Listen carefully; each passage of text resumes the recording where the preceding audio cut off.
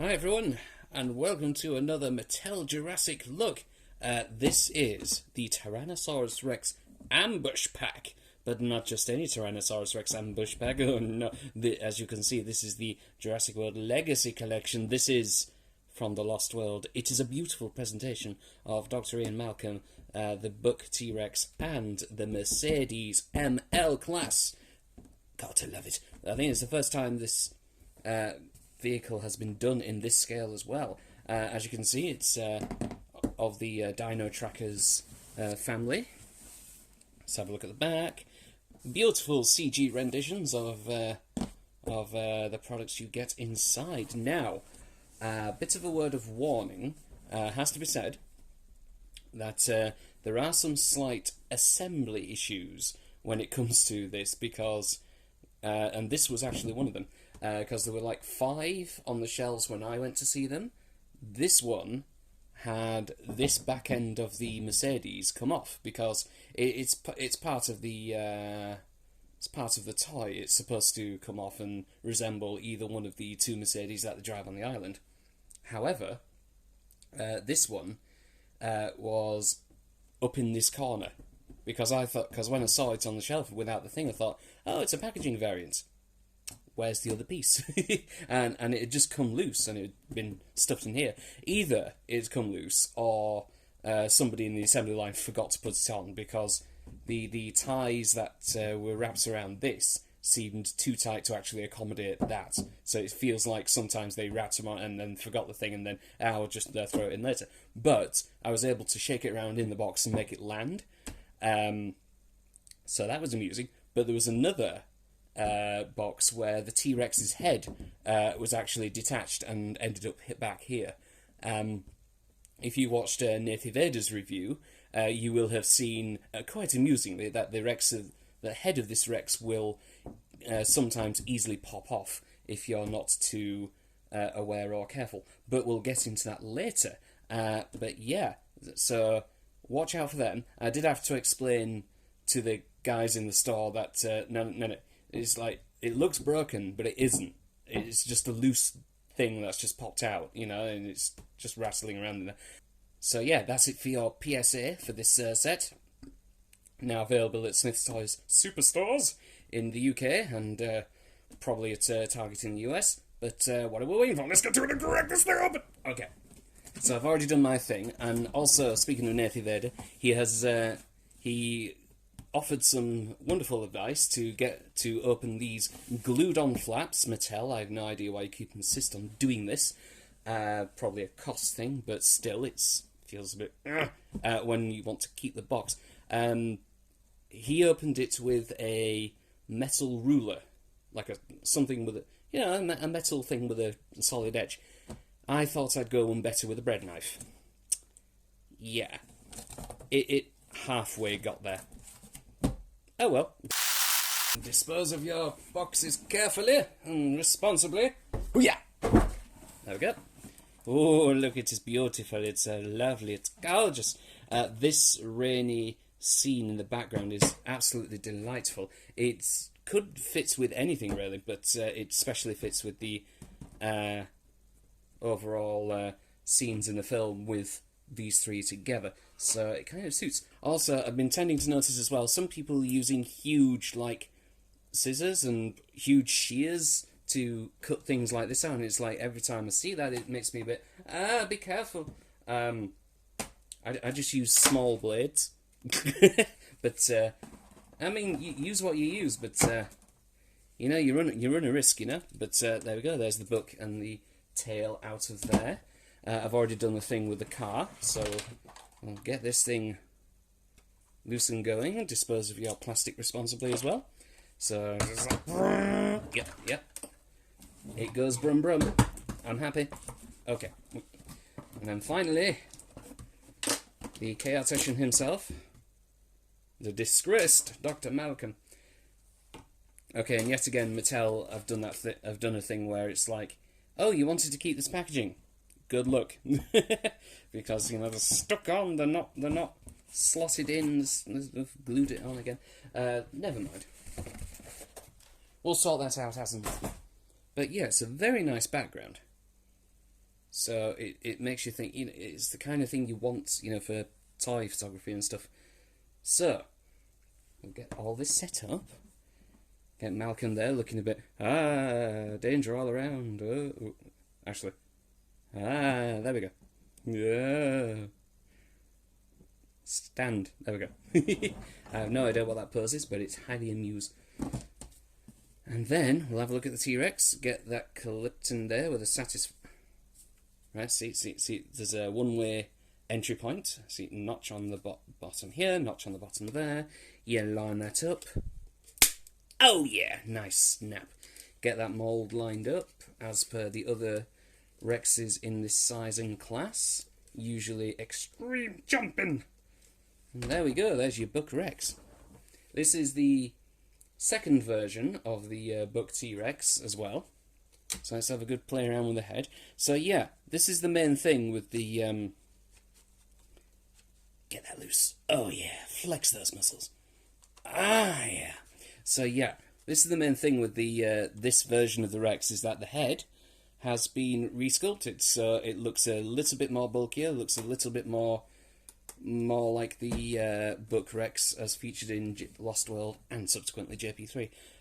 Yeah, you can sort of see that this head may not have been the intended head for this body and collar. I like to call this bit the collar, because if we look at the original Legacy Rex, so you can see this is like one of the first. This is the second edition of this is the second version of the first edition Extreme Chomping T-Rex, and you can tell because the tongue's laid flat and not going wibbly wobbly. Yeah. So yeah, you can see the lines of the neck, the top and bottom, in the profile. Just go flush with the rest of the mould, but with this one, you can more prominently see there's a bit more there. But this especially, it's got an Adam's apple. I can see why. Obviously they did that, but I feel like they should have made the collar a little bit bigger as well, because the neck looks a tiny bit pinched. In my opinion, it feels like it's been strangled a little bit. Going, so otherwise not bad at all. So you can get them side by side. This is the one I basically use in my displays for the female T-Rex, the doe, the big mama as I call her. So you can get them side by side. You can see there are differences. Some differences are more subtle than others, but nonetheless there are differences. Yep, there definitely are some differences. The male Rex looks like he's smiling a bit more with that upturned line at the back there. But yeah, overall, not too bad. It's a good way to say these are two different variants of the same species. So that's nice. So we'll put the female back there. I've also got the original Legacy Collection T-Rex here. Thanks again, Kristen, for sending this my way, for holding on to this for me for so long. It's kind of typical for me that I wait for so long for a Buck T-Rex to come out from Mattel, and I get two in the same year. What are the chances of that, eh? And there you can see the differences in the head sculpt clearly with these two. This first edition obviously uses the original Legacy Collection Rex, and this one's obviously the newer one. Yeah, again, subtle differences, but you can see what they are. Lovely. And as well as that, there are paint differences as well. With this original one, it's got this more mottled, frog-like paint as well. With this one, it's got a little bit of this striping going on, which apparently must be present must have been present on the original Rex from the film somewhere, but I don't think it was that prominent at all. So yeah, apart from the slight pinch neck and obviously the lack of paint, look at them. Look. The original Mattel, you painted the toenails. This one, you didn't. It's a recurring problem. So it's very much a recurring problem. And mainly, I firmly believe, it's to do with that nonsense. Stop that. Stop that at once. So we can get the toenail claws painted at least. But yeah. But the thing is, we're not buying this set for the book. What? I know. Even though this is probably the only book we're going to get because of that horrendously executed crowdfunding scheme. Mattel, you know you can do better, and we know you can do better too. Give us the Fleetwood RV. Okay. And next we shall have a look at Malcolm, the human contingent of this thing, and very much the Lost World version of this character, with the stubble and the hair. Very nice representation of his clothes as well. As you can see, I've got the original Malcolm figure here as well to compare and contrast. I think they've more or less used the same head or face, but for some reason, maybe it's the stubble, maybe it's the remoulded hair, this one struggles to look more like Jeff Goldblum, I think, maybe. But yeah, for some reason this isn't quite Jeff Goldblum. Now the funny thing is, I always thought Malcolm in the Lost World looked so different from Malcolm in Jurassic Park that it could be a different person anyway. So I'm not bothered about this too much, but you know what? It could have been worse. Probably could have been better as well. Who knows? But yeah, it's a nice look at the... and I think they've used the jacket piece from the Hammond collection as well. So, first version of the Lost World Malcolm, which is very exciting. We'll have a full cast before you know it. So, on to the main event. The Mercedes ML 330 class, I believe. It's the Mercedes L class. I know it's the Mercedes ML.